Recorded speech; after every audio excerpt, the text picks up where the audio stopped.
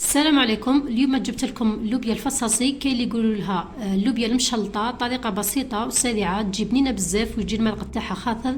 تابعي الفيديو للاخير، متاكده راح يعجبك. كميه من اللوبيا اللي تكون مفصه ومنقيه ومغسوله مليح، ديرلها كميه من الماء وحطيها على النار تبدا تغلي به تربحي الوقت. في قدر كميه مليحه بصل، كميه مليحه ثوم، بورو تقدري تستغني عليه بصح راح يعطي بنه مميزه. قطع من اللحم، من المستحسن يكون فيها العظم. زيت ونحطوها تتقلى على نار متوسطه. قليها مليح. من بعد نزيدوا لها كميه من الطماطم الحب الملحيه، الكميه انت واش تحبي. تقدري ديري طماطم مصبره ونقليوها شوي. بعد ما تقلى مليح وتحسي طماطم نشفت من الماء، نزيدوا لها كميه اللوبيا اللي كنا غليناها في الماء، هي بالماء تاعها. اذا شفتيها محتاجه شوي ماء زيدي غلي لها وديري لها، ما ديريش الماء بارد.